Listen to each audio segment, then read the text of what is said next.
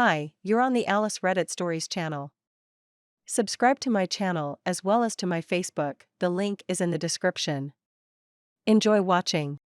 Caught WH cheating again, almost a year after reconciling. I made a post on this sub the other day, just kind of asking how I need to start the divorce process.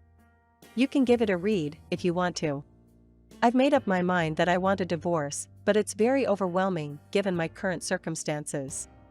This post is more to just vent, I guess. Sorry, this will be a lengthy one.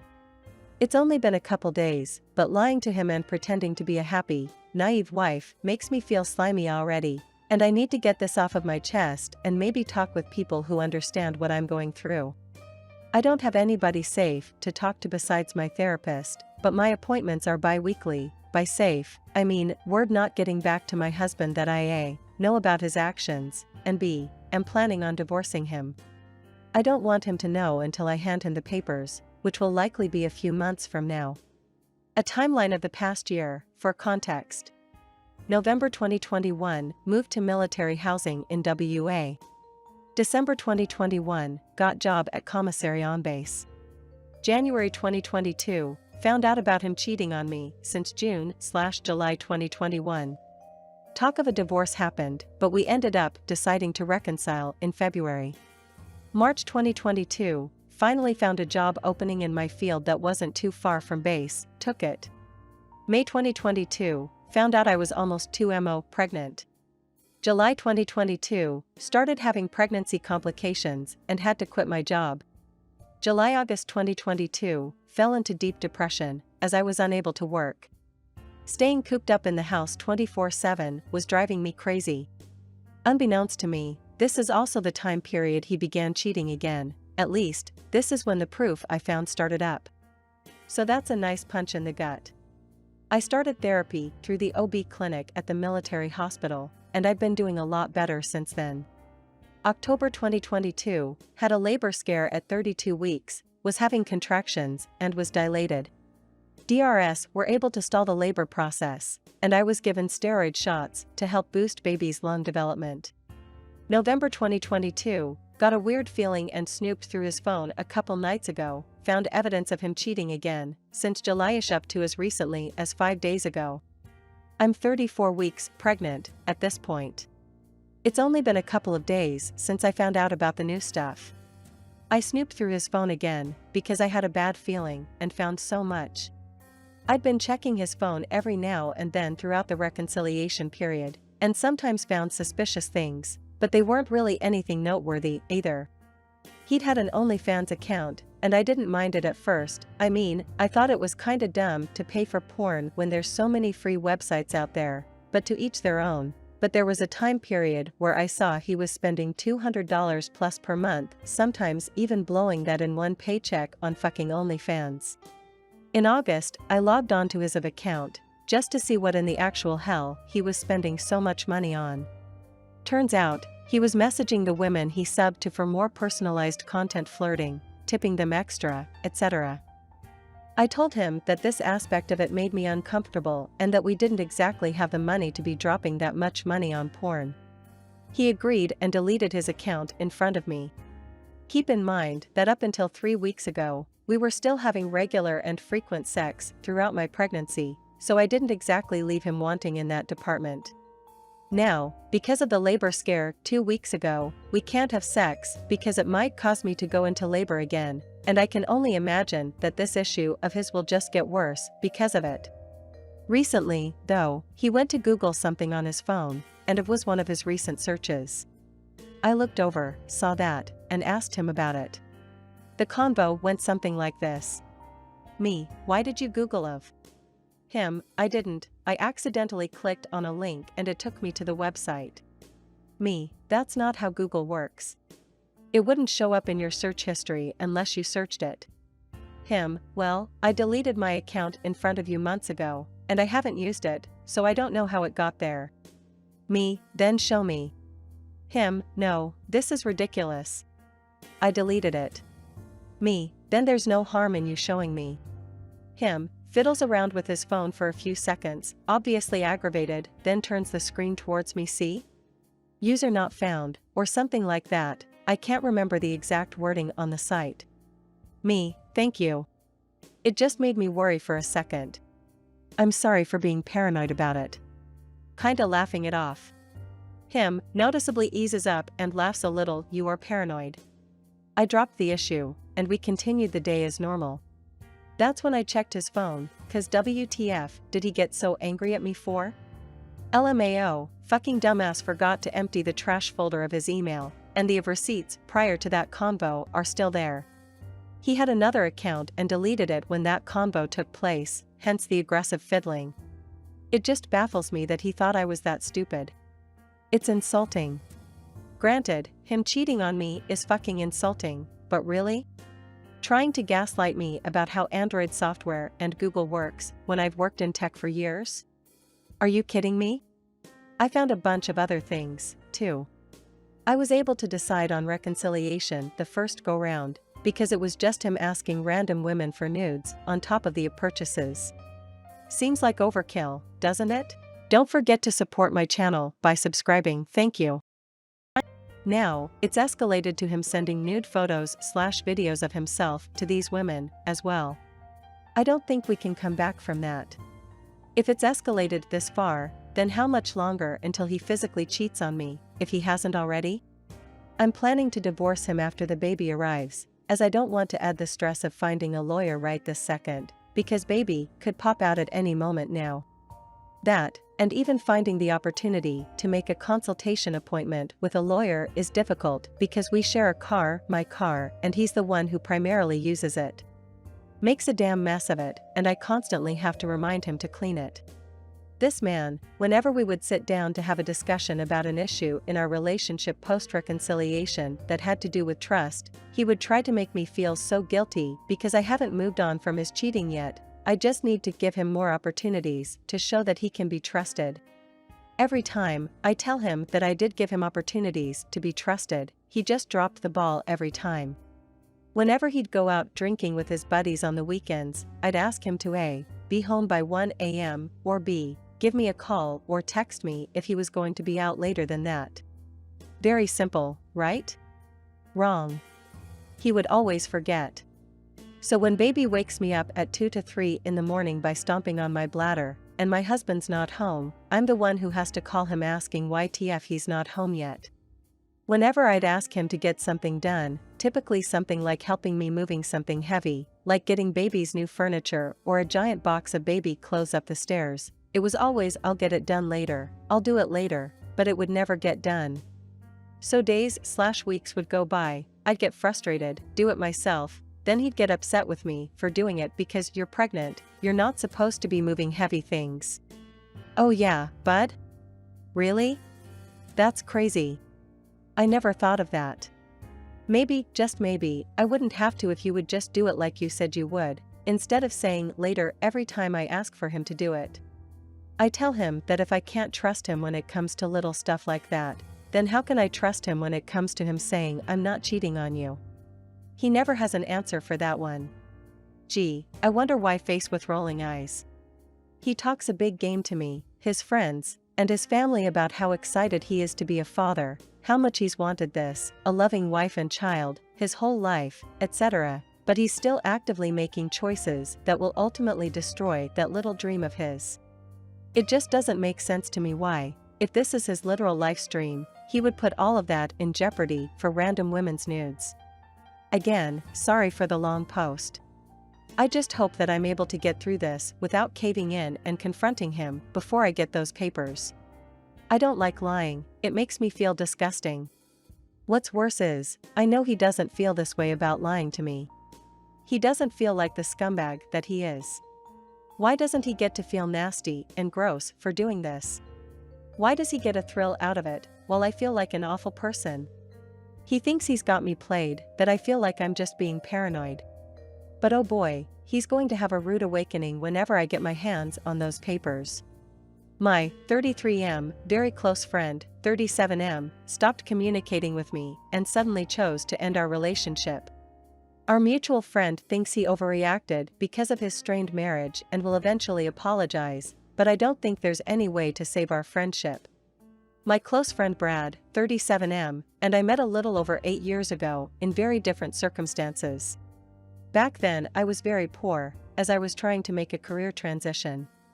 Brad had recently completed a graduate degree and had just started in a government job that paid well, though not as well as he could have done on the East/West Coast, and had moved to the Midwest with his wife Monica, 37F, and their 2 toddlers.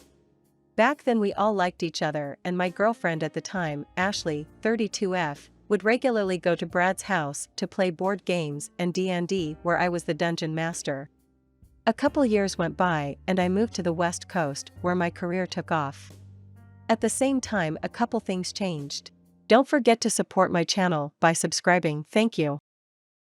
First, Monica, who had always said she was bi, suddenly leaned into that side of her personality.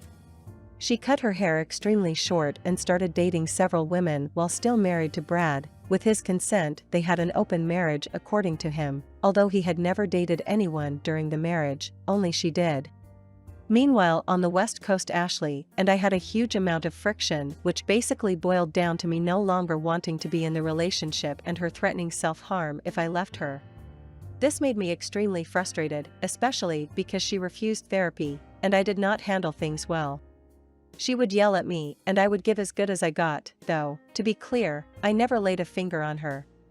Eventually, we did break up and we both sought counseling. Ashley ended up needing to be medicated, and to this day, I've had to deal with her stalking me online, even though I'm now married and living 1,000 miles away from her. Obviously, I'm sugarcoating my side of this, because, well, I'm clearly biased. I'm not proud of how I acted in the relationship. I should have ended things once our shouting matches became the norm instead of the exception, but I was younger and genuinely afraid of Ashley hurting herself. I didn't know what to do, and the way I handled it then was wrong. Anyway, Monica really did not like how I had handled that, and also when I would see them in person she started espousing extremely liberal views that I don't align with, pro-communism being a big one. I'm all for high taxes, but I've worked hard to get to where I am now, and I'm not interested in going backwards. I tried to avoid talking politics with Monica, but she got very combative and tried to draw me into fights about it. I still don't understand Monica's level of animosity towards me. I've tried multiple times to patch things up, and for the record I'm quite liberal, pro-choice, Medicare for all, etc., just not all the way left, but nothing has worked, so Monica, I have mostly stopped hanging/out playing together. When the pandemic happened, Brad and I became as close as we have ever been. He and Monica were having extreme problems, and she was constantly bringing up divorce. We talked a lot in person, when I would visit, and over the phone. Eventually things between them calmed down, and then Brad and I started playing D&D together over Zoom with some mutual friends, with Brad Mang. For whatever reason this went a bit sideways, and Brad went on a bit of a power trip and alienated both me and another friend/player Ian. Ironically, Ian and Brad did not talk to each other for a couple years prior to this due to them having a blow up with each other. Eventually, I stopped playing and Brad and I only really communicated when we played with each other and our other friend David in an online video game. Since we stopped playing D&D about a year ago, the only time I've really communicated with Brad has been while playing video games. I called him 8 times in the last 6 months and never got a call back, just a weak text saying he was busy with his kids. Last week, while we were playing, he made a comment that implied I was an asshole for something I said to my wife while I was playing. Both my wife and I took offense to this, and I tried calling him afterwards and eventually exchanged a series of texts with him where he accused me of being too competitive and too hard on my friends, and that he wasn't interested in maintaining a friendship with me. For the record, I was 100% open to working on this, because I can be competitive, but I had no idea it bothered him this much. It hasn't bothered our other friends at that level. I pointed out that another mutual friend we play with a lot, David, and said and done stuff that was much worse than anything I've done, at which point Brad said David was family since he is the godfather to Brad's kids, and that I'm not family. Even though Brad had told me he loved me, and I had been there for him many times when David and others were not. Brad then unfriended me on all social media, which in turn has upset and confused David, who had tried to play peacemaker and asked me to empathize with Brad. He thinks things are just strained with Monica, and Brad is trying to hold on to something that is fading away by pushing me away to make her happy. He thinks they will be getting a divorce soon, and eventually Brad will come back around and want to be friends again, like he did with Ian. I really loved Brad and considered him my family, but his words and actions are just such a sudden and total betrayal. I don't think I would want or accept an apology at this point. I'm feeling very confused and very hurt right now. All I know for sure is that I'm not interested in seeing / talking to Brad anytime soon, possibly forever. If anyone has found themselves in a similar situation before, I would love to know how you handled it. TLDR, friend and I were close. My ex-GF tried to trap me with self-harm. I didn't handle it well, and friend's wife, who became extremely liberal, did not like me after. Friend and I became very close during COVID, but then he stopped communicating and blew up on me about being competitive. Our mutual friend thinks he's doing this to appease his soon-to-be ex-wife. My 21F boyfriend, 22M, broke up with me after 2 years over text. I've known D for 8 to 9 years, and we've been dating for 2. Our relationship has been the healthiest, happiest one I've ever been in, and I thought he felt the same. He gave no indication that he was unhappy or that anything I was doing bothered him. I spend most of my time at his mom's apartment with him. Most of my clothing and toiletries are there. We celebrated our 2-year anniversary this last Monday on Halloween. We were supposed to end up at his house Friday night, but he told me he forgot. He told his best friend they could go out, and I was having a really bad day, but I told him we could talk about it later and just to be safe and have fun. It started getting late and I started my period, so I went and got ice cream and asked him if we were still going to his house tonight or mine, and he says he's been drinking too much and he's sorry and loves me. Then yesterday, assuming he's possibly hungover, I wait for him to tell me he's up, and I'm kind of expecting him to just say he's coming over and getting into bed and cuddling with me. Instead, I get a generic "I'm sorry, it has to be like this, it's too stressful, we're unhappy, I hope you see this is for the best," and I was so completely thrown off. I immediately started calling him. I went to my front porch screaming and pleading to myself. He answers the phone crying, and I beg him to come over and talk. He's only a few minutes down the road. He does, and I'm hysterical. I'm throwing up and shaking waiting for him. The whole time he's switching between crying and attempting to be emotionless. I keep asking why he's doing this. I thought we were happy, and he says he hasn't been. I keep asking if he still loves me, and he says yes multiple times, and the last time I ask he can't look at me and shakes his head. The only reasons he could give me is that sometimes he doesn't feel loved or appreciated, and he doesn't like when I said me driving on my phone is better than you driving, but I have PTSD related to cars. My mom was abusive and would drive poorly to punish me and my brother, swerving and telling us she was going to crash. So I have intense reactions when others drive. When I said I meant it as a joke, but he never said it bothered him, and I only ever said that once. He said there were more, but that there's too much to remember. He kissed me on the forehead but then transitioned to saying we can't try to fix it because it won't be the same, which confuses me, because if you were unhappy, why would you want it to be the same? I told him I'd never hold this against him, and I only want to love him and take care of him if I haven't been reassuring him enough, and I'd do anything to fix whatever bothered him, but he had not told me, so I never got the chance to fix it before it became a problem. He said he has been thinking about breaking up for a while, and he only told his friend last night. Don't forget to support my channel by subscribing, thank you. Again, we just celebrated our anniversary Monday. For our anniversary, he got me a Mimikyu keychain because I lost mine. He has a Dragapult one. We've been talking about moving out together and kids and marriage, and I'm so shocked and hurt and worried about him. We work together. He said he would look for another job, but we make really good money, so it would be stupid for either of us to quit. But the way he broke up with me, he said he'd pack my stuff up and bring it to me, and I should be with friends, and it felt like he was trying to cut and run, but we have to see each other Tuesday, so I don't know if he's just jumping into a decision that he hasn't fully thought through, or knows it would be too hard to do it any other way. I don't really have many friends for the last 2 years. He's been my confidant and best friend. I'm in therapy, so I also know I don't overload him with my issues. I was distraught after he left. I was losing my best friend, my boyfriend, my future, my family all at once.